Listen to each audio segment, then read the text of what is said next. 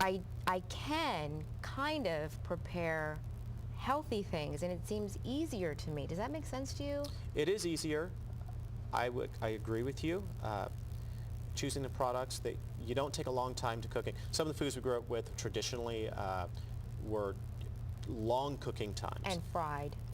A lot of frying, a lot of roasting. So you're looking at, if you're roasting, you're looking at a minimum of an hour and a half to 2 hours. Frying, I love fried fish, by the way. I can't do it. I was thinking fish, and I bake the whole, no, go ahead. But coming home from a quick healthy meal is, you go down to the local grocery store and you pick up some salmon and you put it in the broiler, you season it, you braise it with olive oil. It takes about 8 minutes to cook. That would be great served with a mixed field green salad, and you can make your own salad dressing because you have to avoid some of the salad dressings because they're very high in sugar contents, and which is not what we want. And so there you have it. You have a wonderful salad. You take balsamic vinegar, some extra virgin olive oil. You can take some fresh raspberries, mix them all together. You have a raspberry vinaigrette. You serve the salmon over top of that. Maybe you cook some long grain rice, or you choose some fresh potatoes and you put that in the oven and you bake them.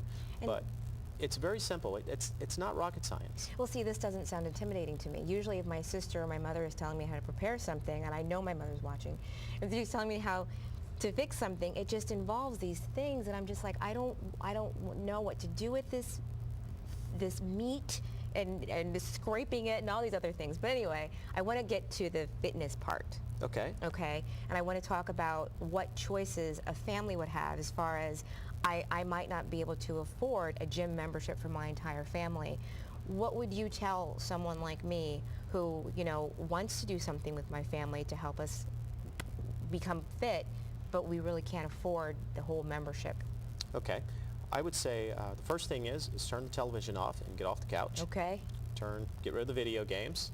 Commit at least 3 days a week to at least an hour if you have time. No less than 30 minutes, but if you can give an hour to it. It would start with something as simple as, if you're near a park, walking through the park at a brisk rate with your family. The kids, it's probably hard to keep them in line walking, but as long as they're running and doing whatever, you might have to yell at them to come back, but they're active. And you would do that.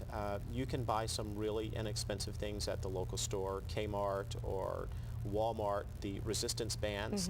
Those things come with instructions on various exercises that you can do, and they're resistant, so you're toning your muscles, you're getting your cardiovascular exercise, you're training your muscles, and you're active, your blood is flowing, you're washing out the toxins.